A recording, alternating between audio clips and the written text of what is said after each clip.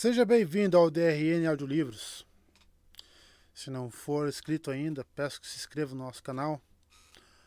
Acompanhe os nossos audiolivros aí. A gente tem bastante conteúdo. Se você deseja um livro e não tiver no canal ainda, deixa nos comentários aí que eu sempre faço uma lista e tento ir atrás assim que possível. Se quiser nos dar uma força, a gente tem o Apoia-se, o Seja Membro e também o Pix. Sempre fica na descrição do canal e na descrição dos vídeos. E muito obrigado por estar acompanhando a gente nessa jornada. E vamos para as nossas leituras. 16. Will, o curandeiro. Herói que não merecemos. Tem uns Kit Kats aí? Pular a vaca? Perguntou Meg. Esse era seu plano? Nós 5 estávamos sentados em um esgoto, algo com o qual eu já tinha me acostumado.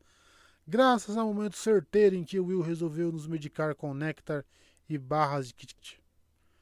Mas eu continuava com a sensação de que estava gripando, com arrepios, dores no corpo, desorientação. Eu não me sentia pronto para ser criticado pelas minhas escolhas do combate. Eu estava improvisando, falei. Não queria ver você morrer. Meg ergueu as mãos. E eu não queria ver você morrer, seu burro. Pensou nisso? Pessoal, interrompeu Rachel com uma bolsa de gelo na cabeça. Que tal ninguém deixar ninguém morrer? Pode ser? Will verificou a têmpora machucada dela. Está se sentindo melhor? Eu vou ficar bem, respondeu Rachel, e explicou para que eu entendesse. Consegui bater na parede quando nos teletransportamos para cá. Nico pareceu envergonhado. Desculpe por isso. Ei, não estou reclamando, disse Rachel. Antes isso do que ser pisoteada. Acho que sim, falou ele.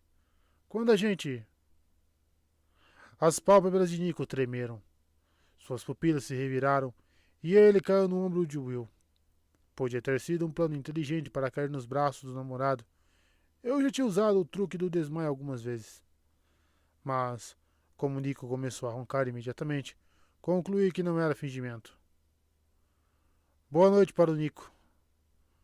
Will tirou um travesseiro de viagem da mochila, que eu desconfiava que ele carregava só para essas ocasiões. Botou o filho de Hades em uma posição confortável e abriu um sorriso cansado. Ele vai precisar de uma meia hora para se recuperar. Até lá, melhor a gente se acomodar. O lado bom era que eu tinha muita experiência em me acomodar em esgotos. E Nico havia nos levado pelas sombras até o equivalente a uma suíte presidencial no sistema de drenagem de Nova York. O teto abobadado era decorado com um padrão de espinhas de peixe com tijolos vermelhos. Nas duas paredes, uma gosma fina pingava de canos terracota em um canal que ficava bem no meio. A beirada do concreto, onde estávamos sentados, fora confortavelmente forrada com líquido e lodo. Sob o brilho dourado suave das espadas da Meg, nossa única iluminação, o túnel parecia quase romântico. Considerando os valores do aluguel em Nova York, eu imaginava que um lugar daqueles devia ser bem caro. Tinha água corrente, privacidade, muito espaço, ossos grandes, de rato, de galinha e alguns outros que não identifiquei. Já falei do fedor? O fedor estava incluído sem custos adicionais. Will cuidou dos nossos vários cortes e arranhões, que eram surpreendentemente superficiais, considerando nossa aventura matinal. Ele insistiu que consumíssemos com liberdade sua pilha medicinal de barras de Kit Kat. A melhor coisa para se recuperar de uma viagem nas sombras, garantiu ele. Quem era eu para discutir os poderes de cura de chocolate com biscoito? Nós comemos em silêncio por um tempo.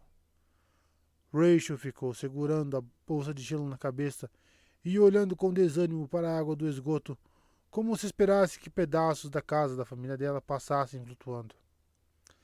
Meg jogou semente nas áreas lodosas perto dela, fazendo com que cogumelos brilhantes surgissem, parecendo guarda-chuvas pequenininhos. Quando a vida te oferece lodo, faça cogumelos, ao que parece.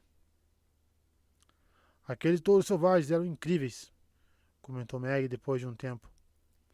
Se pudessem ser treinados para carregar, gemi. Já foi bem ruim quando você transformou unicórnios em armas. É, foi muito legal. Ela olhou em ambas as direções do túnel. Alguém sabe como a gente chega à superfície? Nico sabe, disse Will, e seu olho tremeu um pouco. Mas ele não vai nos levar lá para cima, e sim para baixo.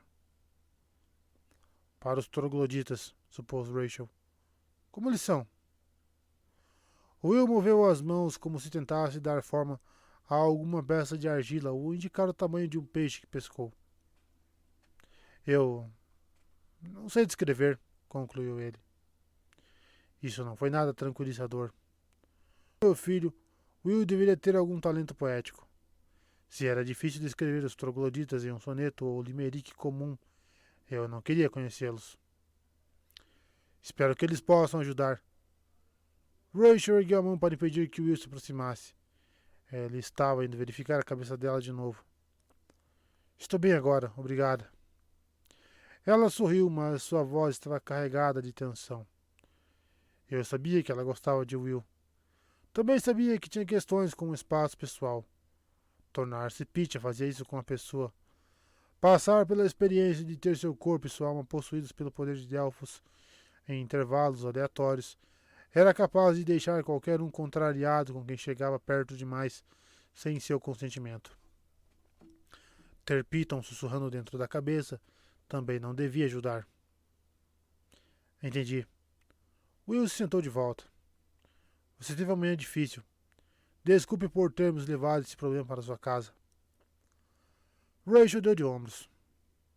Como eu falei, acho que deveria estar metida nesse problema. Não é culpa de vocês. Fios vermelhos revelam um caminho até então desconhecido. Pela primeira vez sou parte da profecia. Ela pareceu extremamente orgulhosa disso. Talvez, depois de atribuir missões perigosas a tantas outras pessoas, Rachel tenha achado bom ser incluída na nossa aventura de quem deseja morrer. As pessoas gostam de ser vistas, mesmo que seja pelos olhos frios e cruéis do destino. Mas é seguro você ir junto? Perguntou Meg. Se está com Piton na cabeça, sei lá. Ela não vai ver o que a gente está fazendo? Rachel cruzou as pernas. Acho que ela não está vendo através de mim. Pelo menos, ainda não. Rachel deixou a ideia ser absorvida por nós, feito uma nuvem de gás tóxico. Enfim, vocês não vão se livrar de mim. Piton transformou essa questão em algo pessoal. Ela me fitou e senti que Piton não era a única que a garota culpava. A coisa se tornou pessoal para a serpente desde que aceitei Rachel como minha sacerdotisa. Desde que eu era Apolo. Se minhas provações como mortal serviram para alguma coisa, foi mostrar para mim quantas vezes abandonei, esqueci e falhei com meus oráculos ao longo dos séculos. Eu não podia abandonar Rachel da mesma forma. Eu havia negligenciado a verdade básica de que eles não serviam a mim. Eu é que tinha de servir a eles. A gente tem sorte de ter você, falei. Eu só queria que tivéssemos mais tempo para pensar num plano. Rachel conferiu o relógio, um modelo básico de corda, que ela devia ter escolhido depois de ver que qualquer tecnologia falhava perto de semideuses, monstros e outros tipos de seres mágicos com os quais ela andava. Já passou da hora do almoço. Você tem que se render ao Nero antes do anoitecer. Isso não nos dá muito tempo. Ah, hora do almoço, disse Meg, sendo o mais Meg possível. Will, você tem alguma coisa aí além de Kit Kat? Estou... Ela afastou a mão que se aproximava do suprimento de Will, como se tivesse levado um choque. Por que tem um rabo saindo de sua bolsa? Will franziu a testa. Ah... é... Ele pegou o que parecia ser um lagarto ressecado de 30 centímetros enrolado num lenço. Que nojo! Disparou Meg com entusiasmo. É para uso medicinal ou algo assim? Não, disse Will. Lembra que Nick e eu saímos em busca de um presente para os Troglos? Bom, eca! Richard se afastou. Por que eles iam querer isso? Will olhou para mim como quem diz: Por favor, não me obrigue a falar. Estremeci. Os trogloditas, se as lendas forem verdade, consideram os lagartos uma grande. Fiz mímica como se colocasse algo na boca. Iguaria. Rachel abraçou a própria barriga.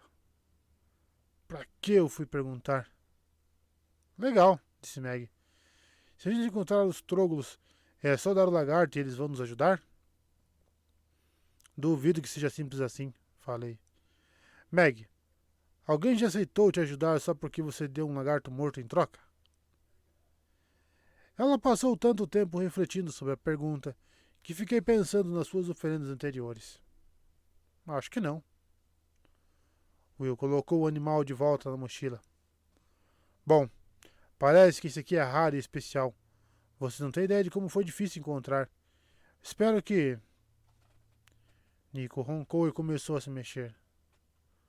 O que. Que? Murmurou ele. Está tudo bem, garantiu Will. Você está entre amigos. É. Amigos?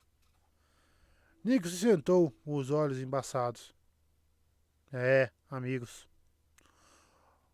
Will nos olhou com cautela, como se sugerisse que não deveríamos assustar Nico com movimentos repentinos. Concluí que Nico devia ser do tipo que acorda mal-humorado, como o pai dele, Hades. Qualquer um que acordasse Hades antes da hora corria o risco de se tornar apenas uma sombra de explosão nuclear na parede do quarto dele. Nico esfregou os olhos e franziu a testa para mim. Tentei parecer inofensivo. Apolo, disse ele. Certo, lembrei. Que bom, comentou Will. Mas você ainda está grog, como um Kit Kat. Sim, doutor, murmurou Nico. Esperamos Nico se revigorar com um chocolate e um gole de néctar. Estou melhor. Ele se levantou, ainda parecendo estar com as pernas bambas. Pronto, pessoal. Vou levar você até as cavernas dos trogloditas. Mantenham as mãos longe das armas o tempo todo. Eu vou na frente. Os trogloditas são meio tensos. Com tensos, explicou Will. Nico quer dizer que há chances de eles nos matarem sem qualquer provocação. Foi o que eu falei. Nico colocou o último pedaço de Kit Kat na boca. Prontos? Vamos nessa. Querem instruções de como chegar à caverna dos trogloditas? Sem problemas. Primeiro é só descer. Depois, descer mais um pouco. Em seguida, tem que pegar as 3 curvas seguintes para baixo. Vocês vão se deparar com o caminho subindo um pouco. Ignorem isso. Continue descendo até seus tímpanos implodirem. E desçam mais um pouco. Nós engateamos por canos, andamos por valas de esgoto, percorremos túneis de tijolos, túneis de pedra e de terra, que pareciam escavados pelo sistema digestivo e excretor de uma minhoca. Em determinado ponto, engatinhamos por um cano de cobre tão estreito que fiquei com medo de surgirmos na privada particular de Nero, feito um bando de dançarinas saindo de um bolo de aniversário gigante. Eu me imaginei cantando. Parabéns para você, senhor imperador. Mas afastei rapidamente esse pensamento. Os gases do esgoto deviam estar me fazendo delirar. Depois do que pareceram horas de diversão temática de esgoto, nós saímos em uma sala circular feita de painéis de pedra rudimentar. No centro, uma estalagmite enorme surgia do chão e perfurava o teto, com o eixo central de um carrossel. Depois de sobreviver à tumba carrossel do Parque Tilden de Tarquínio, essa visão não foi nada agradável. É aqui, disse Nico. Ele nos levou até a base da estalagmite.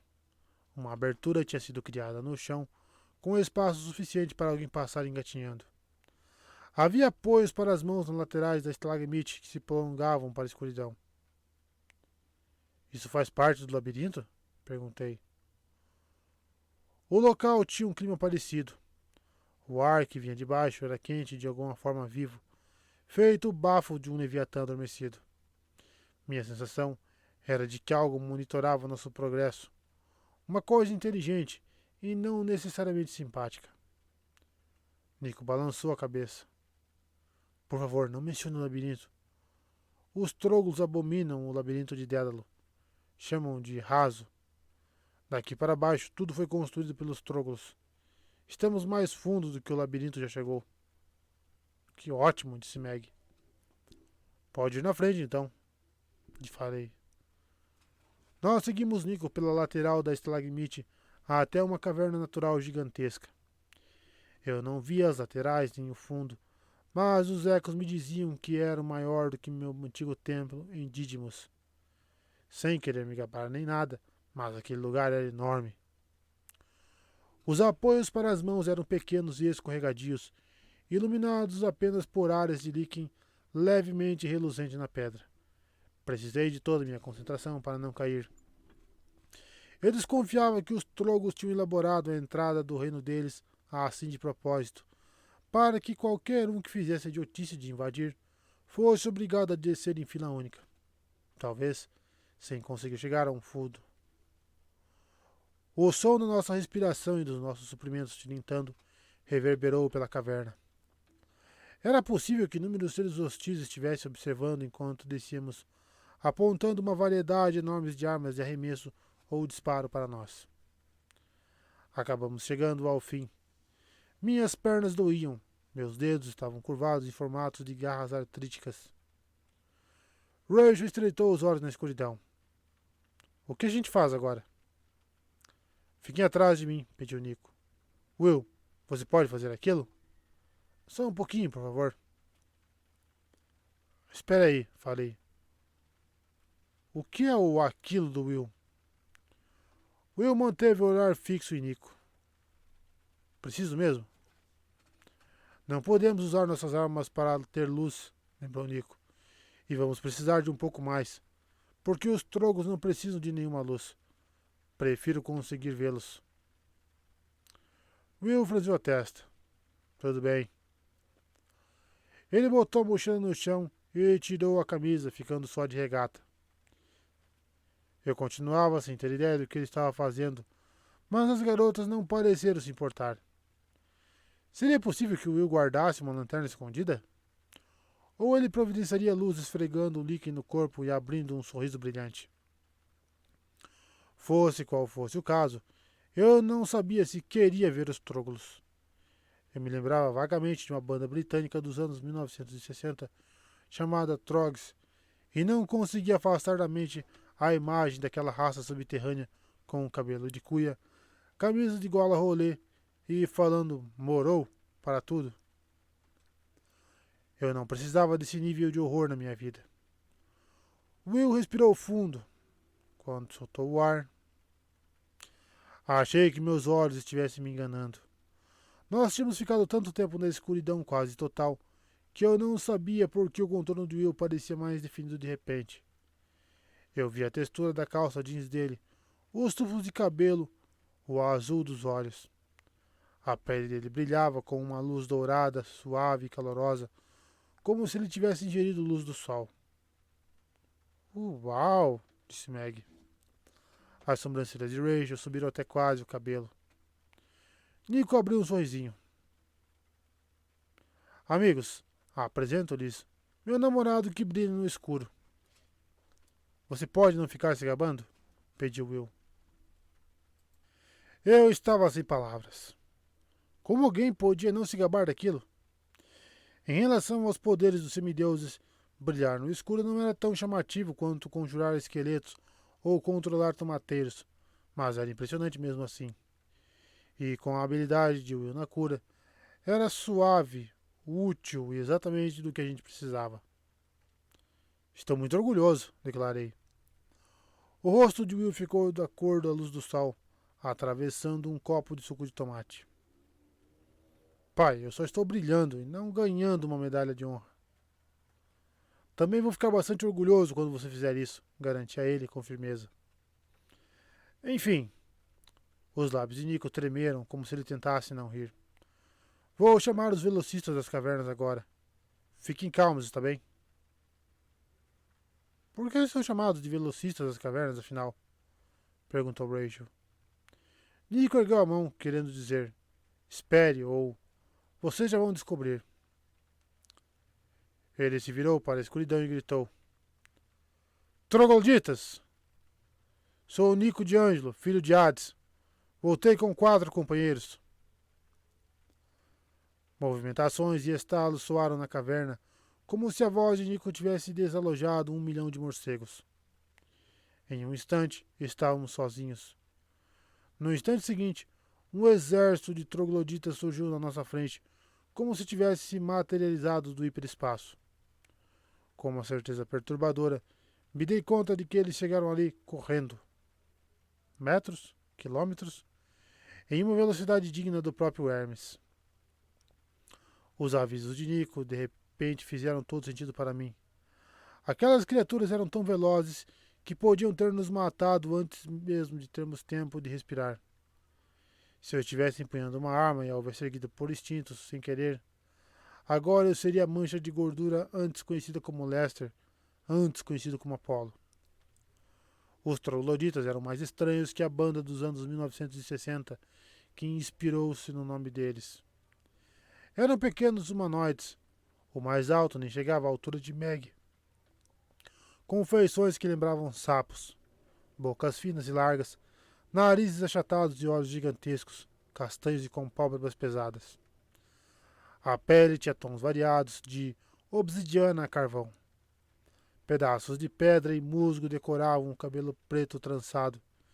Eles usavam uma variedade de estilos de roupas, de calça jeans e camisetas modernas, a ternos dos anos 1920 e camisas com babados da era colonial com coletes de seda.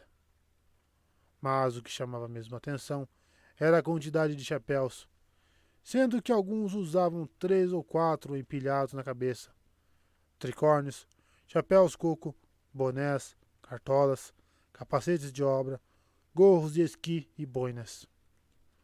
Os troglos pareciam um grupo de crianças agitadas que tinham sido soltas numa loja de fantasias, ouvido que podiam experimentar o que quisessem e depois rastejado na lama com os trajes novos.